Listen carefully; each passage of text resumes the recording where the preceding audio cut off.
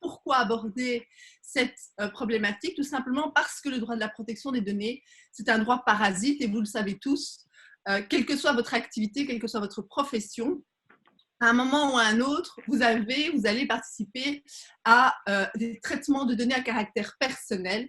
Et dès lors que vous allez procéder à ces traitements, eh bien, vous allez rentrer dans le champ d'application du règlement.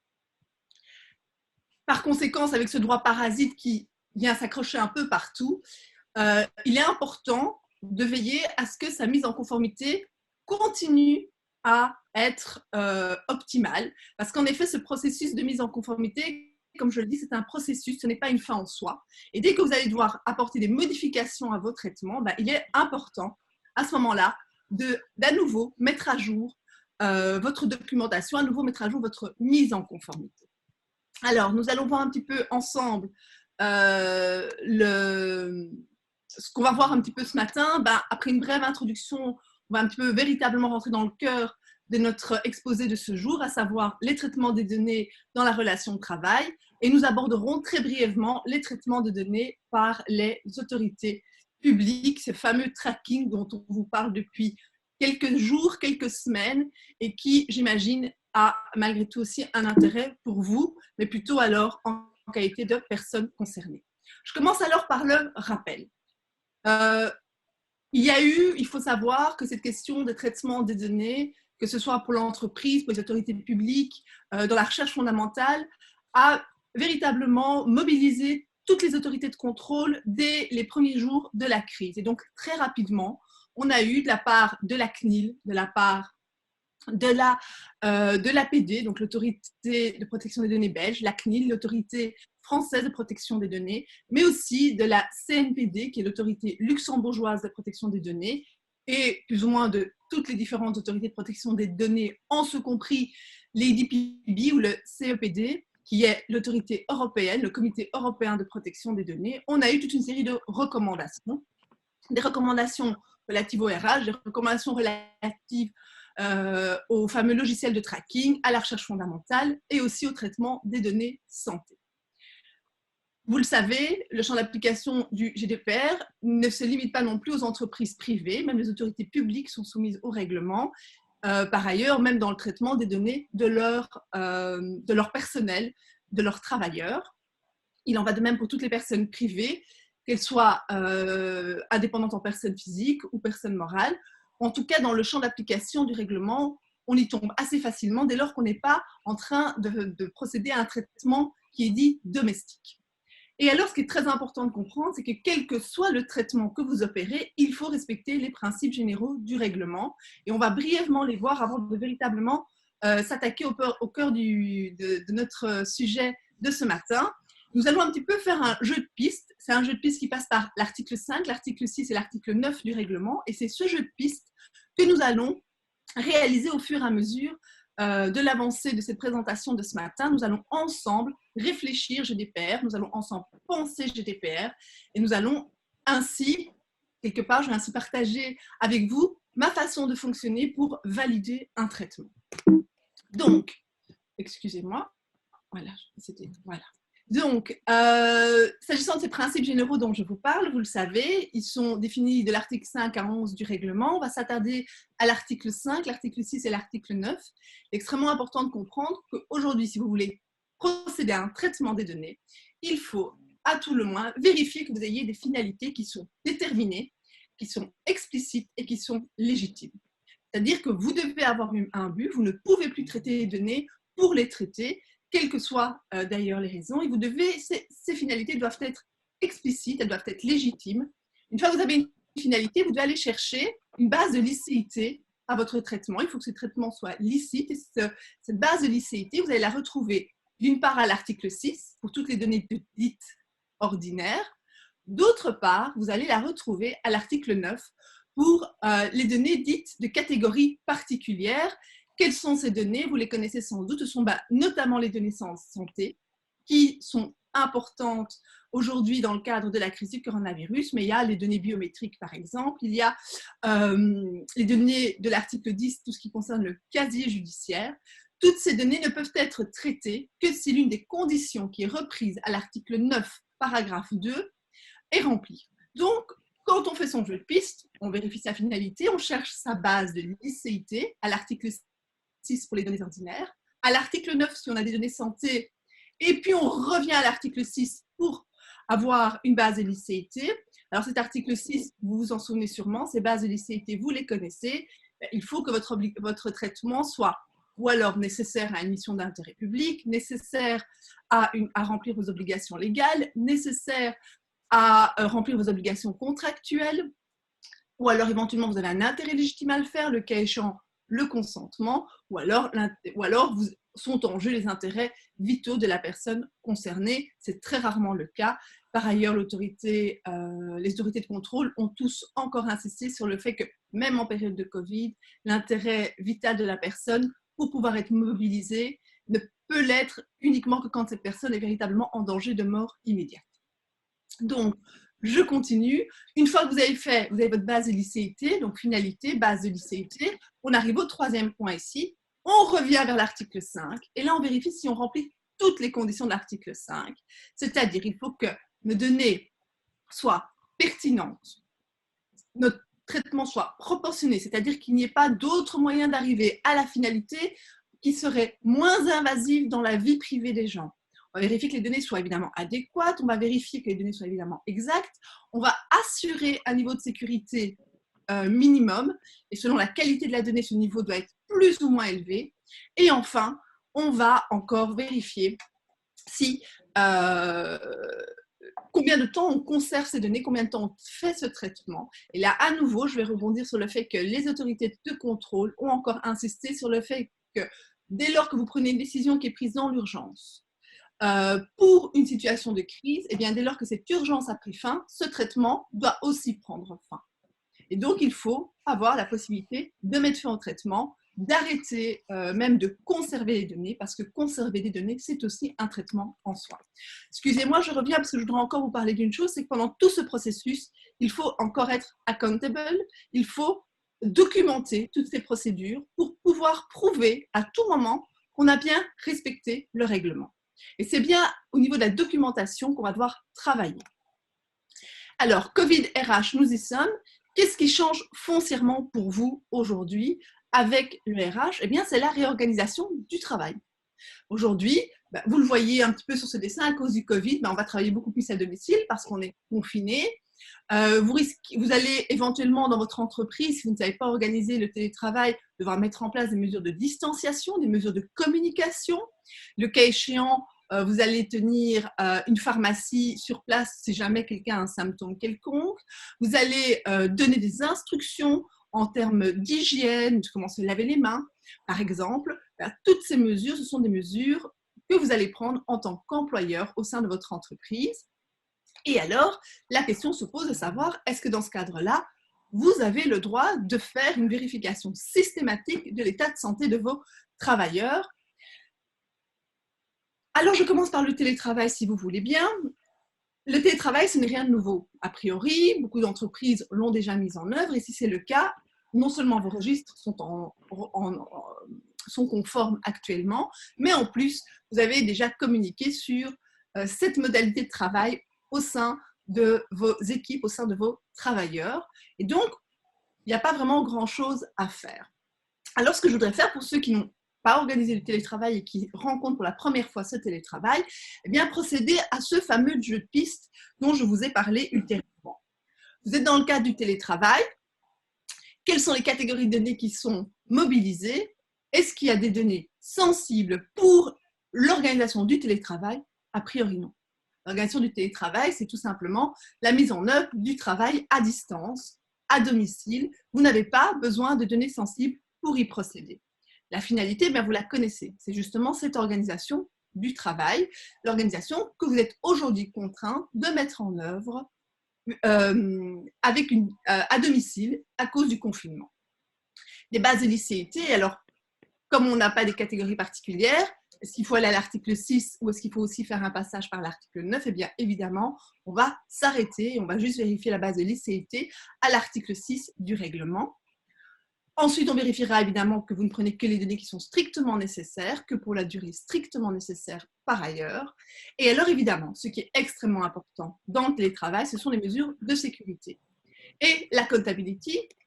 Et donc, nous allons y arriver. Commençons par la base de l'ICIT. En Belgique, vous avez l'article 20 de la loi du 30 juillet qui met à charge de l'employeur, évidemment, l'obligation de veiller à ce que le travail puisse s'accomplir d'un point de vue de la sécurité et de la santé dans les meilleures conditions. Vous avez donc déjà une première base de l'ICIT et aussi une première finalité dans le cadre du Covid.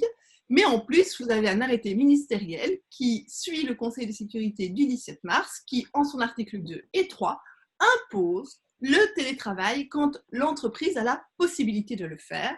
Le cas échéant, si vous ne pouvez pas, vous devez respecter les distanciations sociales, voire, et si vous ne pouvez pas encore, alors tout simplement fermer l'entreprise. La question à l'heure du télétravail ne se posera pas.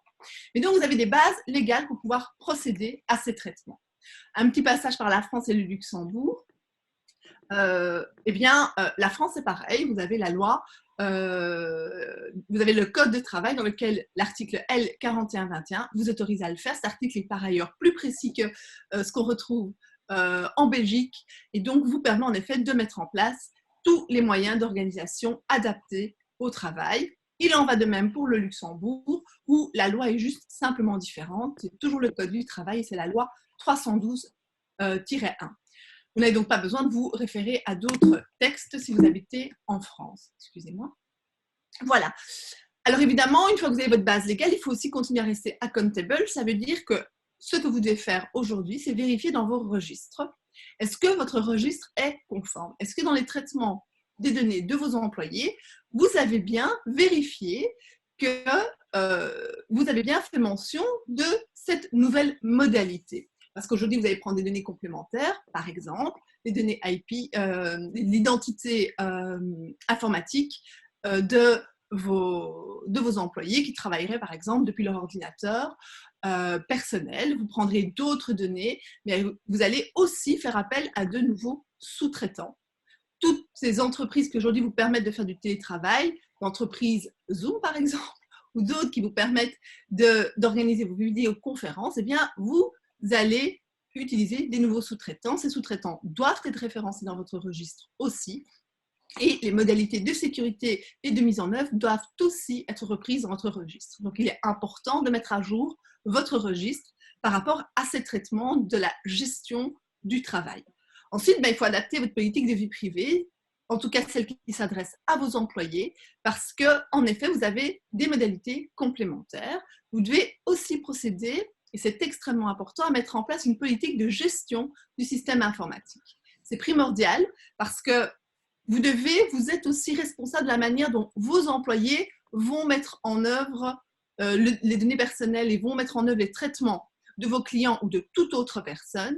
Et à partir du moment où vous êtes responsable, il est extrêmement important que vous les informiez un maximum sur la manière dont eux doivent réaliser et dont eux doivent mettre en œuvre les traitements et dans la manière dont eux doivent utiliser le système informatique pour éviter évidemment que par chaque employé, vous ayez une porte d'entrée dans votre système général. Donc, la politique, la charte informatique, c'est vraiment l'occasion de la mettre en place si vous ne l'avez pas encore fait.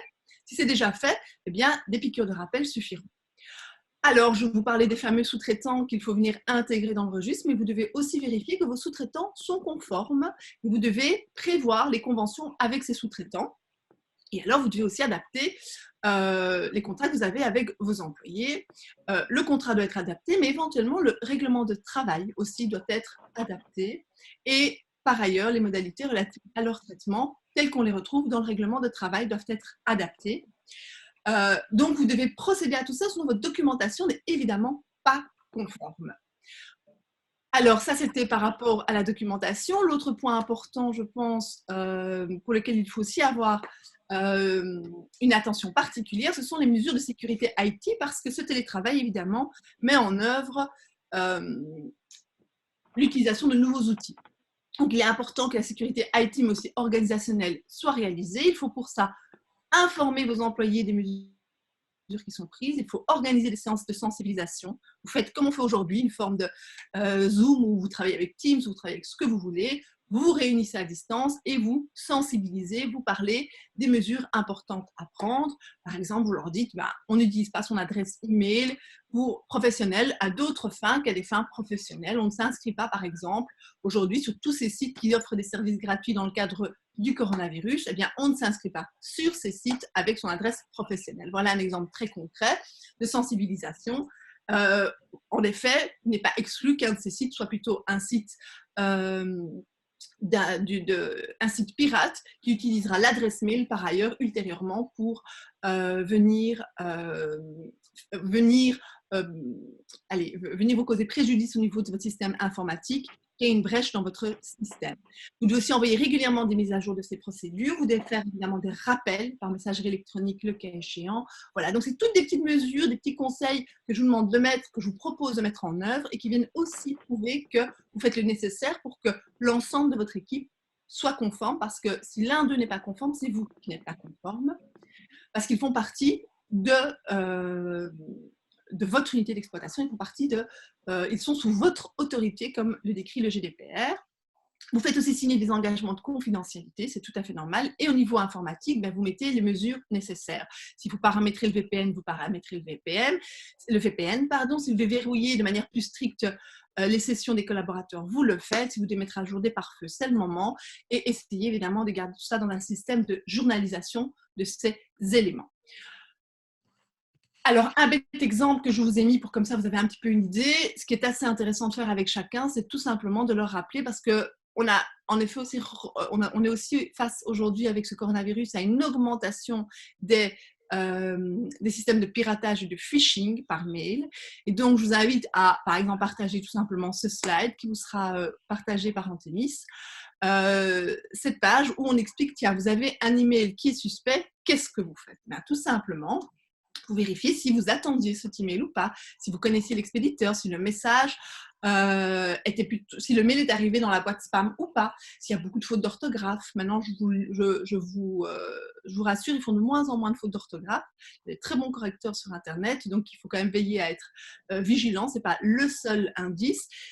Et vérifiez aussi si ça éveille votre curiosité. Si vous recevez un mail de Bipost alors que vous n'avez pas passé de commande, sans doute qu'il y a un problème. Et là, il faut faire très attention à ne cliquer sur aucun lien, parce qu'on envoie de moins en moins de pièces jointes qui soient virales, on envoie de plus en plus des liens qui sont viraux. Et donc, ce que je vous demande, c'est par exemple de partager ça et d'expliquer, tiens, quand vous recevez un mail suspect, vous ne l'ouvrez pas.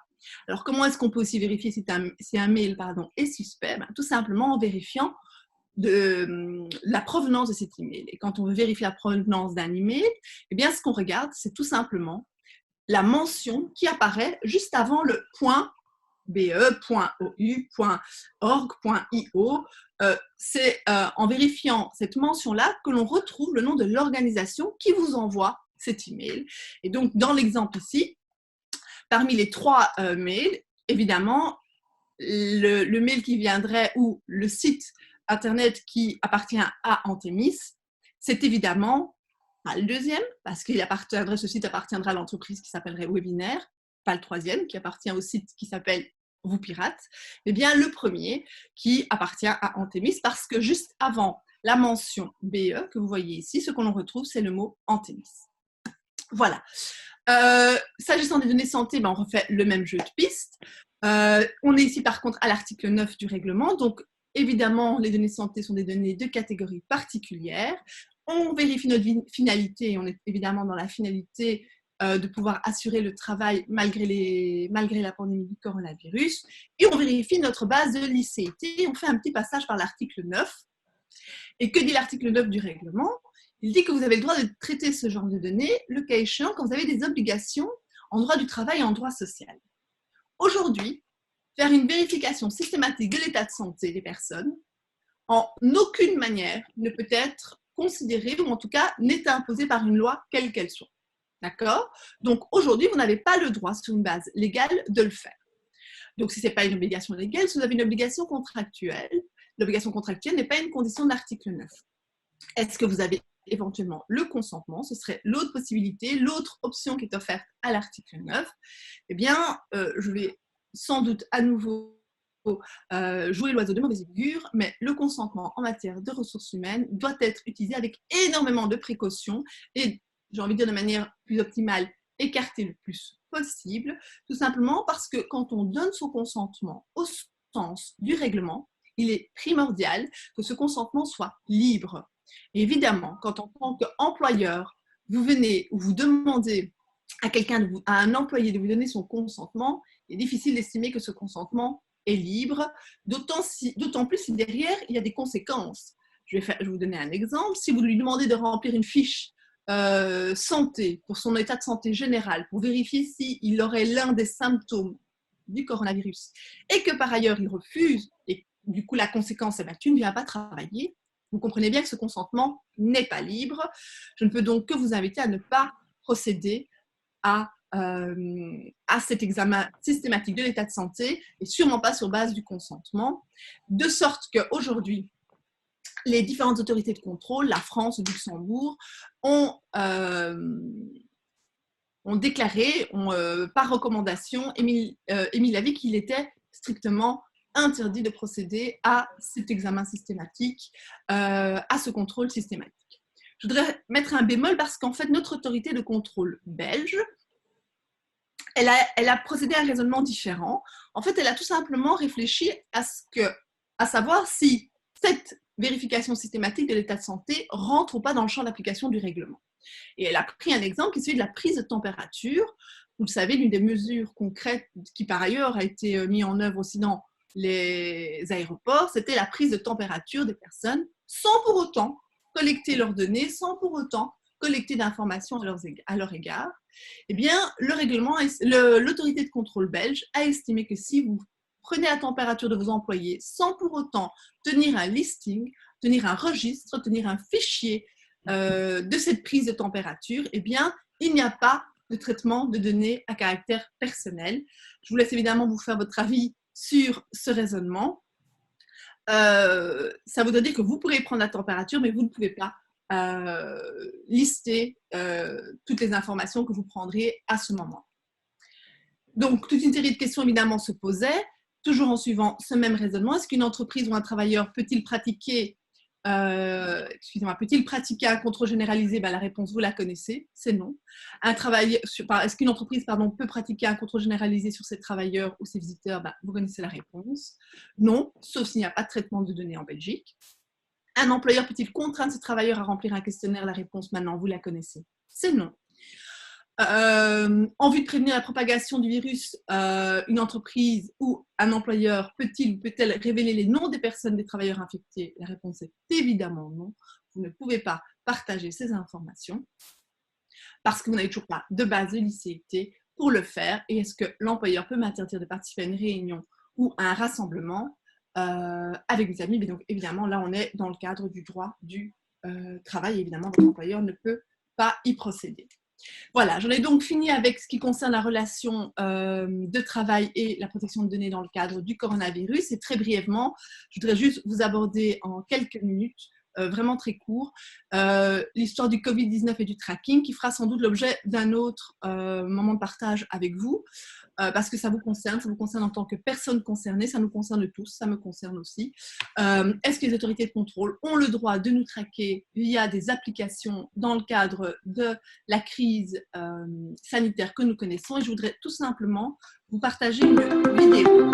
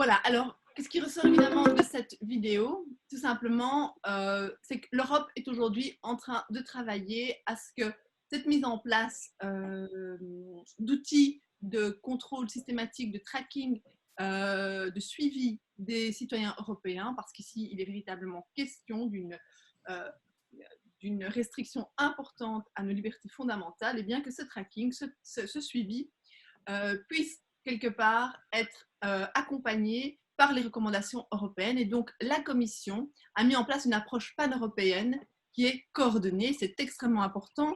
Et à l'occasion d'une lettre que l'EDPB, donc le CEPD, c'est le Comité européen de protection des données, a émis la semaine dernière, le 14 avril, eh bien, à l'occasion de cette lettre, elle nous explique tout simplement qu'elle félicite la Commission pour cette approche. Aujourd'hui, la Commission a mis en place une toolbox pour les différents États membres. Comme vous avez vu dans la vidéo, la Commission recommande de passer par un système de consentement pour pouvoir installer des applications qui fonctionneraient par Bluetooth. Alors, je sais, j'ai lu, j'entends, il y a énormément de critiques à cause du système par Bluetooth, favorisé à un autre système. Néanmoins, ce que nous rappelle l'EDPB ou le CEPD, c'est tout simplement qu'il est important, mais essentiel, de consulter les autorités de contrôle à l'occasion de la mise en place de ces mécanismes, qu'il faut que ces mécanismes soient made in accountable way, c'est-à-dire ils doivent être réalisés de manière responsable, c'est-à-dire il faut que les États se responsabilisent dans le cadre de la mise en œuvre de ces outils. Ces outils doivent être conformes au règlement, ils doivent assurer le privacy by design, le privacy by default, la communication doit être transparente, les droits des personnes concernées doivent être réalisés. Si jamais l'État se fonde sur une obligation légale, il faut que cette base légale soit éditée avant la mise en place de l'outil. Il y a en fait énormément de choses. Les États vont devoir faire la même chose que vous. Ils vont devoir rentrer ça dans un registre. Ils vont devoir communiquer vers vous. Et donc, c'est important parce que c'est à ces seules conditions que les droits fondamentaux seront respectés. Les DPP soutient aussi assez fermement la proposition de la Commission qui vise à dire que l'application ne pourrait être installée que sur base volontaire des personnes. Elle parle de consentement, mais ce n'est pas un consentement au sens de base de licéité tel qu'elle l'entend ici, parce qu'un État pourrait tout à fait éditer pourrait elle-même, travailler à mettre en place une obligation légale, dans le cadre de sa mission d'intérêt public, éditer un texte légal qui rendrait conforme ce traitement. Et enfin, ce qui est extrêmement important, c'est que les finalités soient bien définies, explicites, afin que l'on puisse vérifier que ce qui est mis en œuvre est bien proportionné à cette finalité et qu'on ne peut pas y arriver par un autre moyen. Donc, comme vous le voyez, ça ne sera pas facile à mettre en œuvre. Et ce fameux RGPD sur lequel beaucoup d'entreprises encore aujourd'hui ont pesté, dont on n'est pas toujours content parce qu'on estime que ce sont des contraintes très importantes, eh bien, ce fameux règlement, il assure aujourd'hui le respect de votre vie privée et le respect de vos droits fondamentaux. Voilà, donc moi j'en ai fini, j'ai respecté mon délai, Elisabeth. Je vais donc couper mon partage d'écran. Vous pouvez évidemment, voilà, je vous remercie de m'avoir écouté si attentivement, je l'espère, parce que c'est difficile de parler comme ça. Et j'écoute vos questions.